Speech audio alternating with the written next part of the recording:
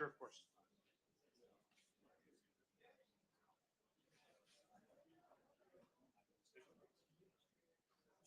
Yeah.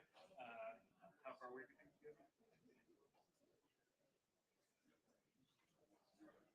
Okay, we'll be waiting for you.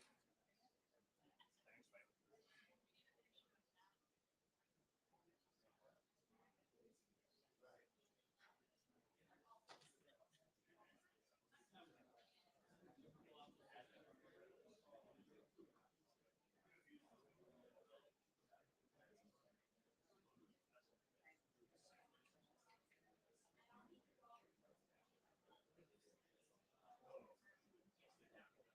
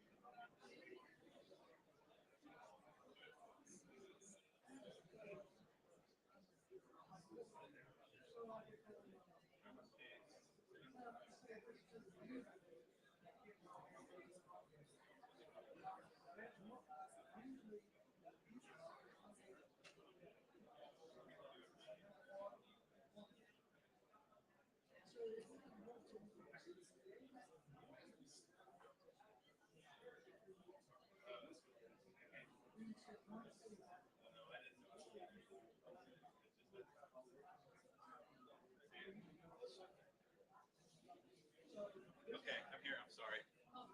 I'm sorry. You know how it goes. It's like a million.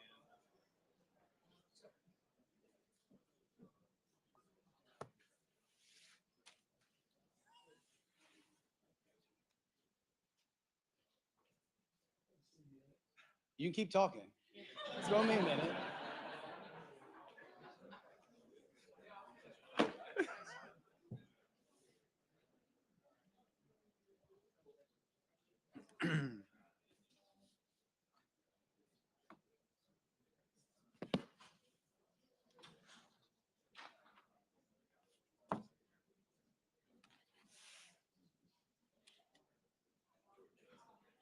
Got it. I was like, so many, but it's going to be what it's going to be at this point. It'll be great. You better cut your phone off. I will. Mhm.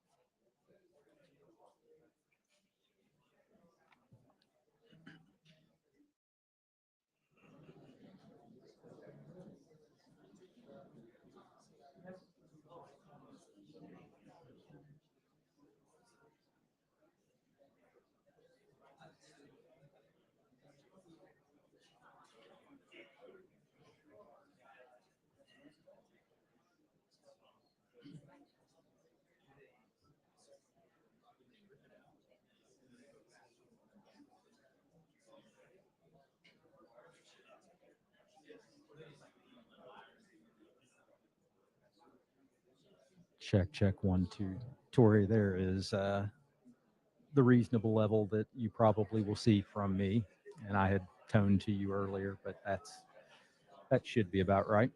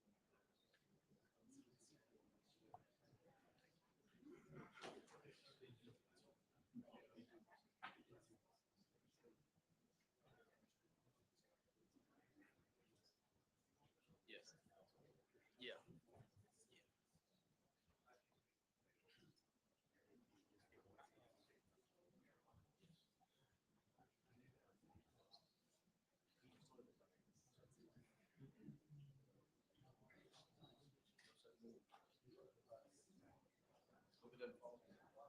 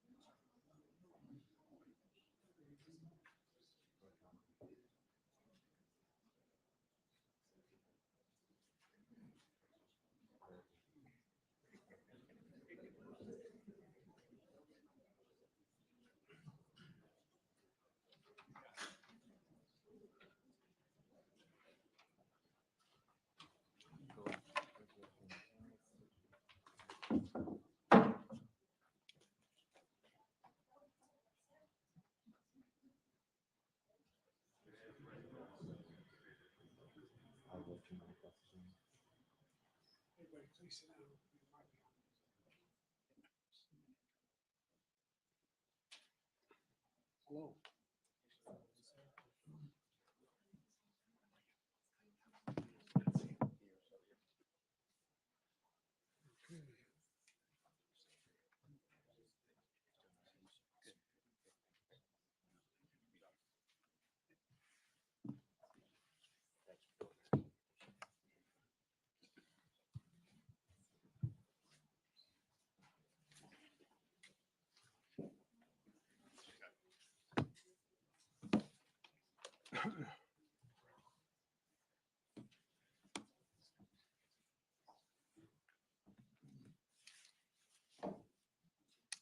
Okay, in just a few moments, we'll bring in the press. The program is as follows. Governor, you will say a few remarks and you'll introduce the president. Mr. President, you'll say a few remarks and then you'll introduce Director Ray. The press will be in for the entire time. Looks like they're coming in now. So after Director Ray, you'll moderate the rest of the program. Are we good? And are we using these for speaking? Yes. Okay. Just press the button there. Yep. Green whenever you speak. I think having more than one on doesn't work well. So. I'm not gonna touch. Press will leave after the first three remarks. Okay. He just said.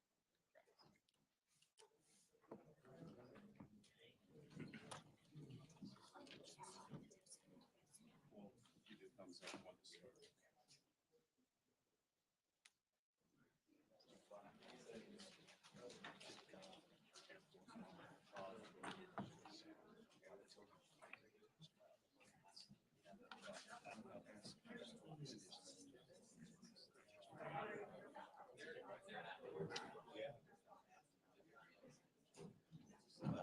My thinking is to see how things go, and if we need to use that, we will.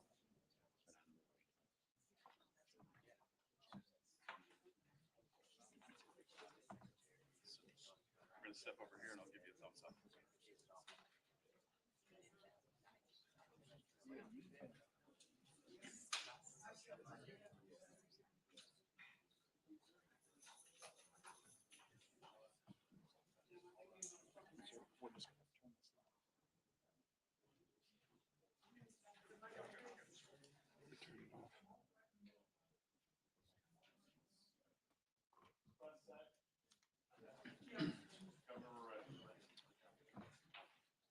Mr. President, thank you for being in North Carolina today.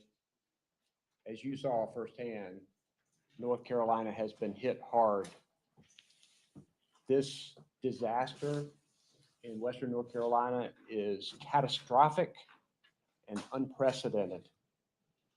Today, the President and I, via helicopter, were able to see some of the damage. Towns wiped off the map, bridges damaged or completely destroyed, critical infrastructure and water systems, electrical grids, communications, all remain seriously damaged. Countless homes and businesses that are lost. An entire region of our state is still in a dangerous situation.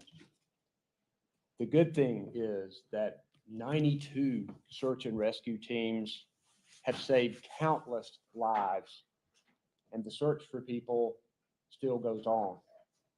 We're grateful to the 18 states who have sent help to us, thousands of line workers and utility workers, transportation workers, all trying to bring this area back. More than 1,000 National Guard soldiers are rescuing people. They've rescued more than 1,400 people so far, and they are deploying food and water and other supplies, many thousands of pounds.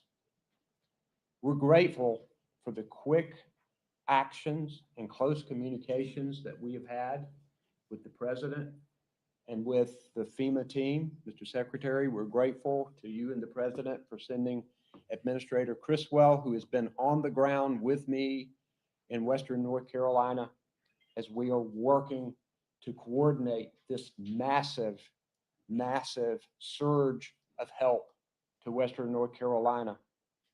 And Mr. President, we know that we have made a lot of asks of you, and we're grateful for your ear and for your actions. This is going to be a long and difficult recovery, but talking with person after person in Western North Carolina, I know that we can come back and that we will come back because the people of Western North Carolina are resilient. Working together, we can get through this. And I am proud to recognize my friend, the President of the United States of America, Joe Biden. Thank you, Gov. Good afternoon, everyone. I don't have to tell this group that Hurricane Helene has been a storm literally of historic proportions. The damage is still being assessed, but many people are still unaccounted for. So I'm here to say the United States, the nation, has your back. The nation has your back. We're not leaving until you're back on your feet completely. You know, we're in a situation where earlier this morning, I met with state and local police in Greenville, South Carolina. Then I took an aerial tour of Western North Carolina to survey the damage, and came here in Raleigh to receive a briefing from all of you. And we've been working nonstop to provide the support that you need and the survivors need. You know, my heart goes out to everyone who has experienced the unthinkable loss, but we're here for you. And I want to thank Republican Governor of South Carolina and the Democratic Governor of North Carolina and all the elected officials who focused on the task at hand. In a moment like this, we put politics aside. At least we should put it all aside. We have here. There are no Democrats or Republicans, only Americans. And our job is to help as many people as we can, as quickly as we can, and as thoroughly as we can. You know, that's why even before the storm hit, I directed the entire federal government to use every possible resource to help communities across the nation, across the region get ready. We deployed over 1,000 first responders throughout the Southeast. I immediately approved emergency declarations as soon as I received the request from your governors. Today, I approved the request of Governor Cooper for the federal government to cover 100% of all the costs for debris removal, emergency protective measures for 6 months, all the costs. Well, this really matters. There are 70 North Carolinians who are dead and 100 more who are unaccounted for. And much of Asheville is underwater. I've flown over an awful lot of storm damaged areas since I've been president. Matter of fact, most of many of them forest fires. And the FEMA director and I have flown over more forest that's been taken down to the ground because of fires and a whole range of other reasons than makes up the entire state of Maryland. And so I've seen a lot, but we're looking at Asheville and just imagining what it must have been like sitting along those rivers and streams as all that rain came down, 19 inches of rain, something like that, incredible amount of rain. Watching homes, you can see homes that are moved clearly from one side of the river down the river to another side of the river. And can only imagine what it's like to have been in one of those homes. And much of Asheville was underwater. Much of it was underwater. It was a beautiful, beautiful part of the country. I've been to Asheville before. It's a magnificent part of Appalachia. Much of it was underwater. Communities like Chimney Rock are reduced to piles of wood and debris. I mean, that's, you look down, that's what you see as we flew over the circle in a helicopter. And this is going to pay for, this will pay for the urgent work we need to clear landslides, to provide shelters and supply food and medicine. But today, I'm also directing the Department of Defense to move up 1,000 soldiers to reinforce North Carolina's National Guard because they need additional assistance. These soldiers are out of Fort Liberty, right here in North Carolina, and are available for responsive operations starting today. They're going to speed up the delivery of life-saving supplies like food, water, and medicines to isolated communities over what the Pentagon calls the last tactical mile.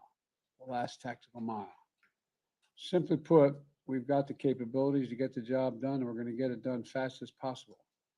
I've also directed the development of deployment of Starlink satellites. 50 are in place right now. More are going to be put in place so people in places like Canton can call for help and reach the ones that loved ones who they're not sure of anybody other than that phone because there's no cell service. And on top of this, the FEMA teams are offering free temporary housing and hotel rooms for eligible residents. They're continuing to send helicopters and trucks to deliver hundreds of thousands of meals and liters of water in communities every single day. And they're literally knocking on doors and visiting shelters to register folks so they can receive assistance to buy the urgent needs that they have because they've lost everything, like prescriptions and baby formula and essentials. This is a direct assistance that is being delivered here today, not later, but today. And so, but folks, it's going to cost us billions of dollars. It's going to cost billions of dollars to deal with this storm and all the communities affected. And Congress has an obligation to ensure the states have the resources they need. Let me close with this. Nobody can deny the impact of climate crisis anymore. At least I hope they don't. They must be brain dead if they do. Scientists report that with warming oceans powering more intense rains, storms like Helene are getting stronger and stronger. Not going to get less. They're going to get stronger. Today in North Carolina, I saw the impacts of that fury. Massive trees uprooted, homes literally swept off their foundations, swept down rivers. You know, families are heartbroken. But there are also neighbors helping neighbors. That's the other thing. We were talking about coming over here in an automobile. It's amazing when people step up when people are in need because they're neighbors. I think we underestimate that. That's why one of the things I did with all I put in place in terms of everything from the Recovery Act on down is that we've actually invested more funding under my administration in the so-called red states than blue states because the need was greater. They're larger states with larger territories. Because this is about America. It's not about one state or another, Democrat or Republican, it's about America. And volunteers, first responders are standing side by side, people leaning on each other to pick up the pieces that are left over. And that's the best of America. I firmly believe, and I've saying it for 3 years, there's nothing beyond our capacity to do. Nothing. This is the United States of America, for God's sake. Whenever we work together, we've never failed to get something done. So I thank everyone who has been working tirelessly and cold, wet, and hungry to get the job done. And Kamal and I are here until the end. God bless you all, and I'd like to turn it now over to Director Will Ray. Thank you, Mr. President. On behalf of the State Emergency Response Team, the folks you see here, the folks downrange at our regional coordination centers in the West, as well as those in the impacted communities working night and day, welcome to North Carolina and to the State Emergency Operations Center. This afternoon, we wanted to give you a quick operational update on the impacts of Helene and on the whole of community response that you see here. Beginning last week, September 25th, what began 3 days of extreme and unrelenting precipitation that has led to catastrophic flooding and damage to Western North Carolina. We had saturated soils upwards of 9 inches prior to the bands of Helene entering North Carolina, And as you mentioned, we saw significant rainfall across Western North Carolina, with the highest rainfall amounts measuring over 31 inches in a 3-day period in Yancey County. With this event, we experienced the full suite of impacts of a hurricane, to include tropical and hurricane force winds across our mountains, with the highest wind gustage around Mount Mitchell at 106 miles an hour. We had 8 confirmed tornadoes across North Carolina as a result of this event, and our peak outages were over 1 million. Those outages are now, due to the work of the partnerships in this room and the hard work of the crews, are down to about 350,000. The impacts from Helene caused flash flooding emergencies for 21 different counties across Western North Carolina, which is only used during rare and life-threatening events. The impacts were further compounded by the spread and speed of the water. From an operational standpoint, we're really focused on 3 things currently. 1, continuing life safety missions. 2, this increased speed of commodity distribution into the western part of the state. And 3, support of our infrastructure, particularly healthcare, water, power, and communications. The state emergency response team here remains activated at the state EOC, and along with our regional coordination center in the west, to continue to support our local jurisdictions in the critical work that they do. We currently have 16 county EOCs that remain open, with 29 shelters with just over 1,200 occupants. We have 4 state-operated shelters, state-supported shelters as well, in 4 counties: Henderson, Rowan, Buncombe, and Catawba. We also have 3 mass feeding sites supported by our VOAD partners that are distributing hot meals to 30 sites across 10 counties. Our response footprint has grown significantly, and we're grateful for the support, not just from the 22 states that have sent teams to support us, but also from our FEMA team and other members of the federal family. We currently have 24 search and rescue teams from the state of North Carolina in the area of impact, along with 13 that are continued to be deployed via our interstate mutual aid. And we have continued to increase the number of federal teams. It is now up to 18, and that accounts for over 1,600 personnel operating in the area of impact right now to support, again, our local jurisdictions that had such significant impact. Across all those teams, we've had over 5,000 search and rescue interactions. This could be rescues, evacuations, assists, shelter assessments. The teams continue to do really incredible work in some pretty austere conditions. We have 26 aircraft that are currently in the area of operations, and so far over the course of the event have lifted over 700,000 pounds of cargo into the impacted area. At the direction of the Secretary of Defense, with your approval yesterday, we began moving in and integrating the Title X aviation assets. We will also begin to integrate the additional DoD workforce today as we move in tomorrow, and General Hunt will cover more of that specifically. As you can see from the federal force laydown slide, not only do we have Title X assets here, we continue to have federal search and rescue, U.S. Army Corps, EPA, a very large contingent of our health and human services partners that are supporting both hospitals with 2 disaster medical assistance teams, as well as supporting the state in healthcare infrastructure assessment and other health and medical needs, such as federal ambulances. As you see, sir, this really takes whole of community. It's local, state, federal, tribal, at all levels, nonprofits, volunteer agencies, and the private sector to actually accomplish this mission. Finally, we've already begun to implement some of our recovery programs. We currently have over 33,000 individuals that have already registered for individual assistance, and we are working to turn on additional programs to quickly support these impacted communities so we get them off on the right foot to rebuild quickly. At this time, sir, I believe we'll transition to a deeper dive brief from our colleagues. We'll pause briefly at this time.